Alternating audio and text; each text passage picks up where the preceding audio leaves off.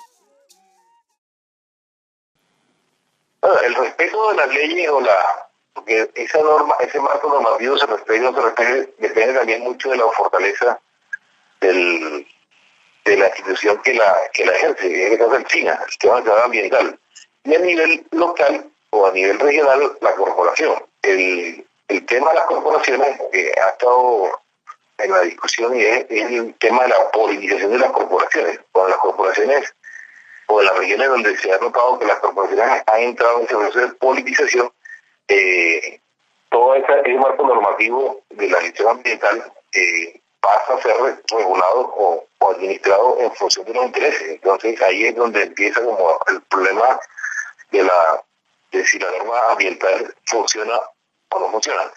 Yo en términos generales diría que la norma funciona y se ha aplicado fundamentalmente se ha aplicado y ha tenido unos efectos fundamentalmente en lo que hace referencia a todo el tema de la planificación del desarrollo territorial.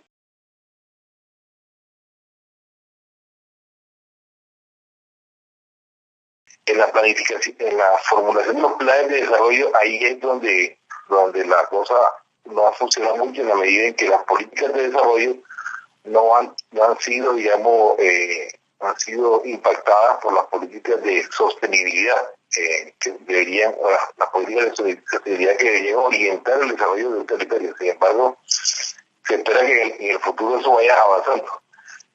Como repito, todo depende, digamos, de la fortaleza de la instancia que aplica la normatividad. En el ministerio, como decíamos anteriormente, el ministerio se ha venido también debilitando, ¿sí? A nivel nacional, por ejemplo, se ha venido fortaleciendo todo el sistema de licencias fundamentalmente para el tema de mineros, licencias ambientales. Tanto se le entró al ministerio, pero lo que se preveía hace unos años de que las licencias iban a ahogar y a tragarse el ministerio, eso parece ser lo que está sucediendo en este momento. El tema de licencias para minas, para todo el campo minero, es lo que ha venido tomando fuerza y ha venido fortaleciéndose en términos de la gestión ambiental. Muy ceñido al tema de las licencias mineras, petroleras, de vías, etcétera, de macroproyectos. Eso ha sido que es la idea que han hecho muchos ambientalistas, que el ministerio se dedicó a eso, ¿sí? Y se dedicó sin tener autonomía y sin tener, digamos, criterios. Muchos ambientalistas en el país critican al ministerio en este momento en la medida en que el gobierno abandonó la política ambiental y la sujetó fundamentalmente a los intereses mineros del país, de la minería. Entonces, los últimos ministros se han dedicado fundamentalmente a firmar licencias para minería, ¿sí? Y la discusión en el tema ambiental se ha dedicado fundamentalmente a eso, como a criticar a la gestión del gobierno en términos ambientales, a realizar su tarea en términos de las licencias mineras. Yo diría que le ha faltado criterio al país, al ministerio, para poder, digamos, sentar una posición frente a una posición clara, no tiene autonomía para hacerlo. El gobierno no la ha tenido frente a la minería. Y eso ha creado un ámbito jurídico inestable, tanto para la minería como para la parte ambiental, porque como no hay cosas claras, no hay una postura ética frente al tema, ¿sí? Entonces eso se vuelve una inestabilidad para ambos sectores. No es fácil mantener la autonomía de las corporaciones en términos políticos. Eso ha sido muy complicado y creo que el gran problema a resolver a nivel regional es tener mayor capacidad para poder hacer un control y una regulación de la conservación y preservación del medio ambiente. Sin eso es muy difícil, ya, si no hay ese ordenamiento del territorio, ¿sí? De las cuencas del territorio, es muy difícil aplicar la política ambiental a todas las políticas de desarrollo del departamento.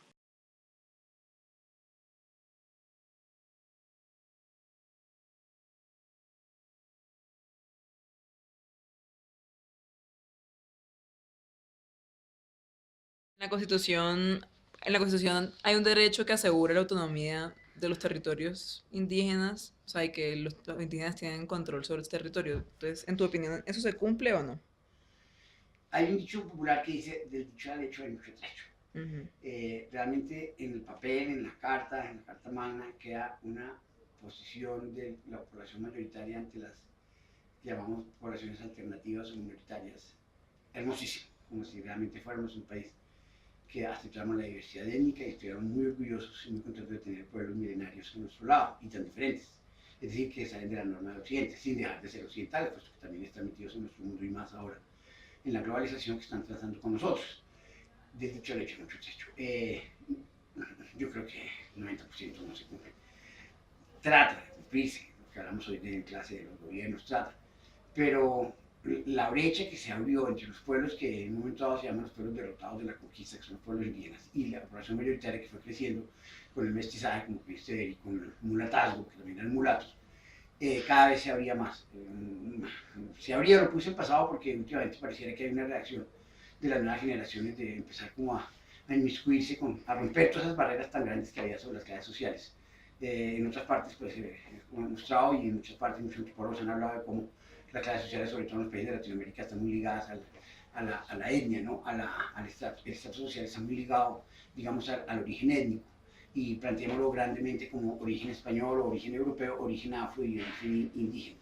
El origen americano y afro pues, han estado siempre en la base de la población, digamos, en el reparto de los valores de la nación, de la riqueza de la nación, ellos son los que menos han recibido. Es decir, la distribución ha sido justo con ellos. Por un lado. Por otro lado, no tenemos ni idea del valor de estas comunidades, como también estoy planteando en clase, entonces por eso pasan desapercibidas ante nuestros ojos, incluso ahora que quieren hacerse más visibles.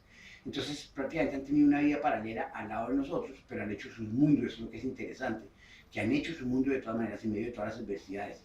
Y mal que bien, ahí están más o menos mostrándose como algo diferente, porque en realidad, el país no es un país incluyente, que reciba a las comunidades indígenas, que se aprecie o valore de ellas o que se sienta orgulloso de ellas, sino por el contrario, cada vez menos yo creo, pero todavía está ese pensamiento de que las comunidades indígenas se son elásticas que no nos dejan nosotros entrar en el verdadero desarrollo. Mucho político, mucho persona, mucha ejecutivo, o mucha gente, inclusive la élite, inclusive el pueblo, tal vez me atrevería a decir de la clase media, tiene esa idea primaria. Los indígenas y los negros son sociedades que deben desaparecer, son sociedades del pasado, nosotros tenemos que mirar hacia Europa, volvernos casi como europeos, seguir la tecnología, etcétera.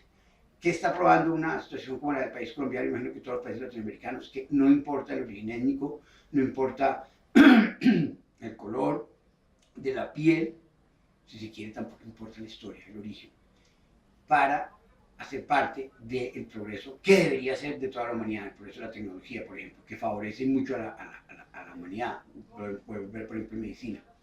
Sin embargo, es un hecho que el acceso que tienen los indígenas y los afros, en su gran mayoría, no todos, a estos servicios de salud, de educación que deberían ser para todo el pueblo, están muy lejanos o son muy diferentes a los de nosotros. Entonces, no creo que se haya cumplido mucho aquello de que... ¿Y qué se puede hacer para mejorar esa situación, como que para que se cumpla más la ley y que sus derechos se cumplan realmente, en Yo tu tengo una opinión? clase que llama Pensamiento Indígena Colombiano, es un CBU, y lo primero que digo es que el cambio empieza en uno, por ti, porque ahí está el centro del universo, como decían en los años 60 del siglo pasado, los sitios, donde quiera que tú estás, ahí está el centro del universo. Si el cambio empieza por uno, quiere decir que si uno tiene un cambio de mentalidad, es posible que uno afecte a otros y con el famoso efecto mariposa vaya empezando a crear un tipo de conciencia diferente.